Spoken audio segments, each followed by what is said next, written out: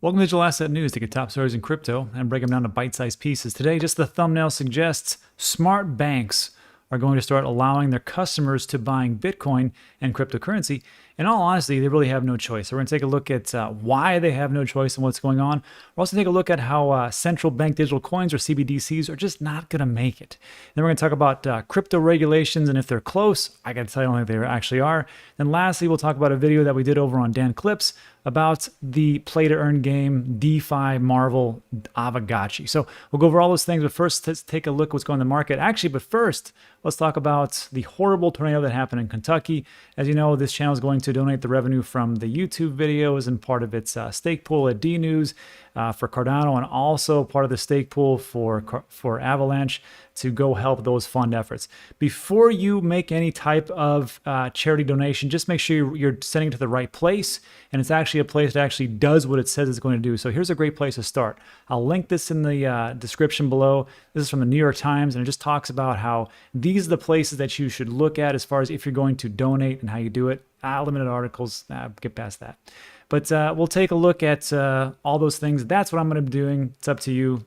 Links in the description. So first of all, let's take a look what's going on into the market. So today's not a great day. It's Monday. And a beautiful day here in Puerto Rico, but not a great day for the actual market itself. So real quick, we've got Bitcoin below 48,000, 47 something. And this, I put this video together and I thought, this shouldn't be too many things going on. It wasn't really exciting. Then all of a sudden, once we tipped past the opening bell for the traditional market, it seemed like everything just took a big dump. And here we are in the last hour, we're down a percentage point. In 24 hours, down 4% for Bitcoin, and then 7% for Solana, almost 3% in an hour. Everything's down. Down. Why is it down? Well, there could be reasons in the crypto market, or if we just take a look at what's going on in the traditional space, here's what you got. S&P 500 is down 0.37. Again, this traditional marketplaces, 1% is like the end-all be-all awful day. And in crypto, it's like we just sneeze at that. NASDAQ down, Dow 30, Russell's down, US dollar index surprisingly up. Look at that, US dollar very strong for the fact that we're printing it into oblivion. Then Bitcoin index down. And then people always ask me, well, who cares about traditional market? But you have to understand, the traditional players are in our space. And when things start to go sideways in their part of the world, they're like, I got to sell off something. They don't believe in crypto like we do. So they sell off crypto like no big deal. And they pay off all their different debts and whatever else, like, whew, great. But what they don't realize is that this really is the future. They're just tourists. We've been here for a long time. So that's what's going on in the markets. Let's take a look at today's top story, which I think it is, which is banks have no choice. And I'm not picking on banks. I have no problems with banks. I have no problem with the people that work in the banks. Very great people. But the banks themselves, if you want to talk about central banks, okay, we can have a debate about that. But when we take a look at stories like this makes me happy. And the question is, well, why don't they have a choice? Well, I'll get to that in a second. Let's just talk about this one. So, Savings Bank wants to enable their customers to trade Bitcoin. So this is according to Capital Research. The financial institutions are preparing a service with which their customers could trade Bitcoin as early as 2022. A dedicated team, well, this is from the German Savings Bank. They're working on a crypto project that will enable them to trade digital currencies. A dedicated team and IT service provider, S Payment, is preparing the concept. The Sparkcase, I'm pretty sure I did not say that right, but those are the group of saving banks, and this is the committee, still have to vote on the project. If there is a green light, a first version of the so-called wallet could be launched later this year. Do not let them fool you. This is going to happen. I'll tell you in a second. So with around 50 million customers, the savings banks are the market leaders among German financial institutions. The savings banks Kunden could buy directly from their checking accounts the cryptocurrencies according to their plans. A corresponding pilot project should start first with individual savings, and in the end, each of the around 370 institutes independently decides whether to introduce crypto trading or not. And this is a funny thing because we've been hearing about banks starting to offer it. We took a look at NYDIG and what they were doing as far as working with smaller to medium-sized banks and credit unions and really enabling that process to happen. I know people right now are saying, again, who cares about the banks, Rob? We don't need the banks.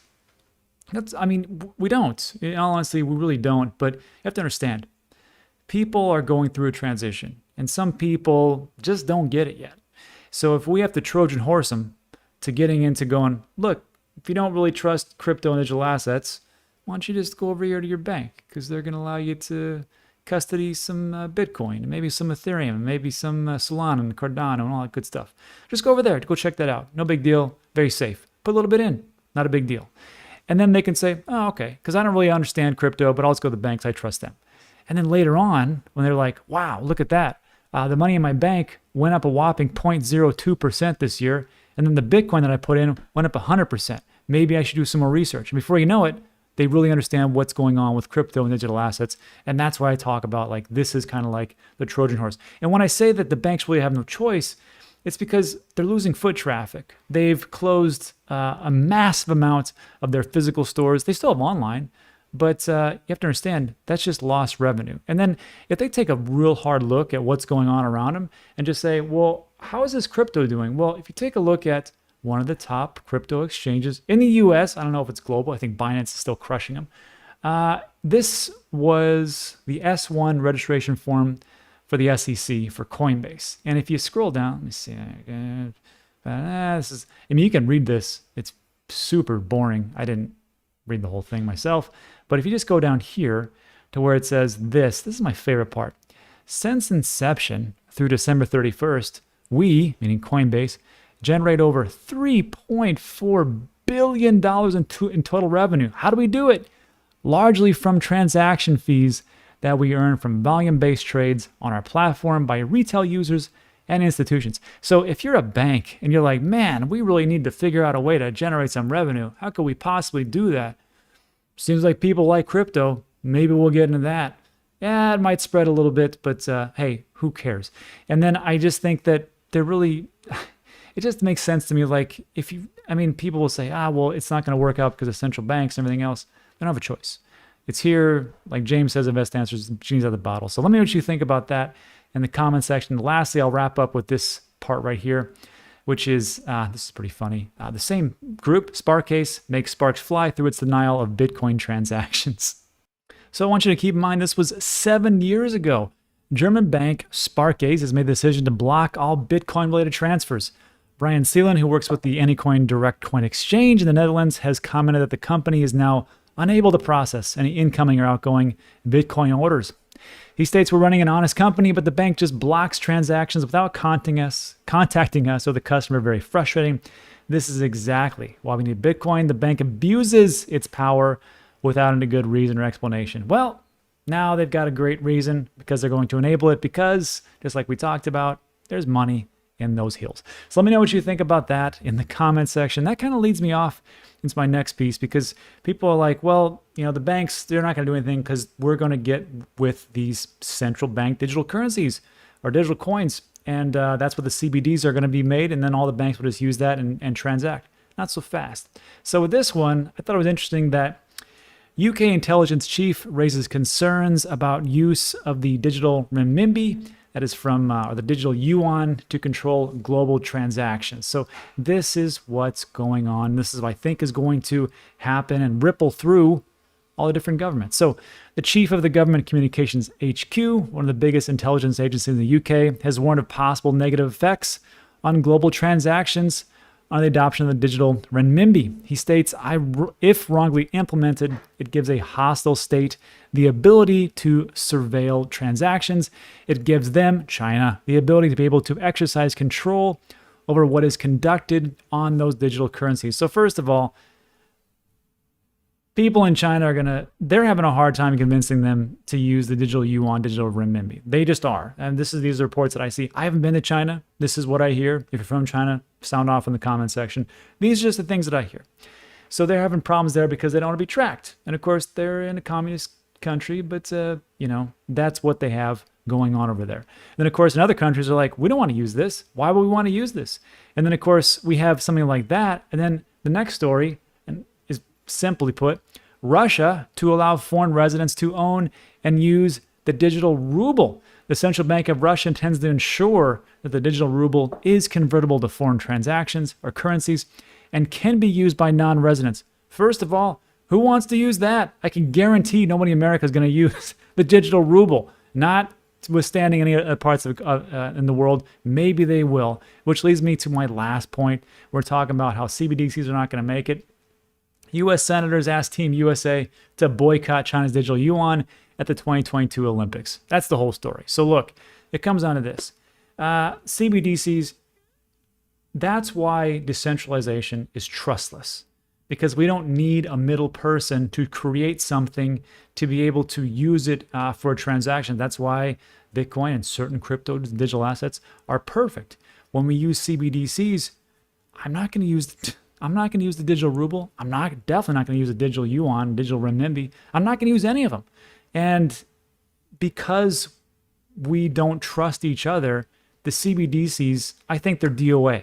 I just don't think it's gonna happen. Let me know what you think about that in the comment section, but I think it'll be very limited to what is being used, maybe throughout the country. But as far as like international commerce and actually paying things, who wants their government spying on them? Let me know what you think about that in the comment section. That leads us to our next story, crypto regulations and where they're going. And are they close? I don't think so. So this was a story. Analyst expects U.S. to embrace crypto with proper regulations in 2022 and see a refreshed Bitcoin bull market. Analyst Mike McGlone, this is interesting, with Bloomberg Intelligence has shared his outlook for the crypto going forward. He states, we expect the U.S. to embrace crypto in 2022. This is from Bloomberg Intelligence. With proper regulation and related bullish price implications, Bitcoin appears to be on a trajectory for 100 grand. The analyst added that we are likely to see a paused, yet corrected and refreshed bull market. I'm going to call bull on that one because, first of all, if you watch any of the videos from like last week, you had Brian Brooks from the OCC. He had given testimony before a Congress committee on finance, and they asked him point blank, "Are we behind the curve?" He's like, "Yeah." Well, why are we behind the curve? He's like, "I don't know, because when I was in the OCC, I gave people clear guidance, and the SEC doesn't do that. They just kind of just say, well, we'll see how it goes, and they start suing people." That's essentially what he said.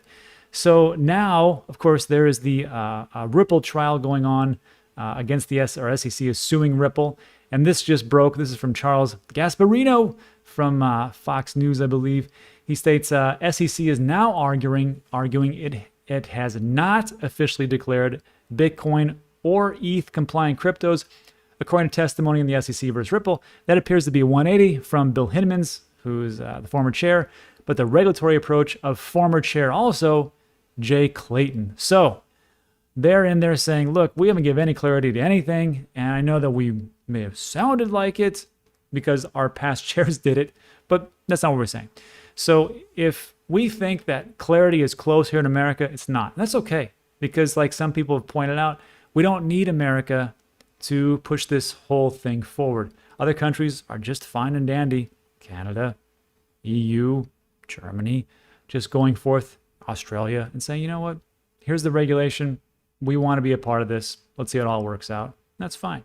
So America loses again. Anyhow, so that's it for today. And then lastly, I will just say this. We did a follow-up or a deep dive on Dan Clips. Dan Clips is more the advancements and deep dives into crypto and digital asset spaces, and this one is just for the news. But we talked about Avagachi, and I'm very bullish on these play-to-earn games, but this one's interesting because it's DeFi plus play-to-earn plus Metaverse, and it rolls it all into one. So staking and getting yields and wrapping an ERC20 into an ERC721, an NFT into a token. It's very interesting. Full effect, I own the token. Like I own everything. I'm very biased on these channels. I only talk about the things that I own. But hey, I have skin in the game. So that's it for today. So look, if you enjoyed today's video, give it a thumbs up. Also consider subscribing. A lot of things we talk about are time sensitive. So that's it for today. Thanks so much for watching, and I'll see you in the next one.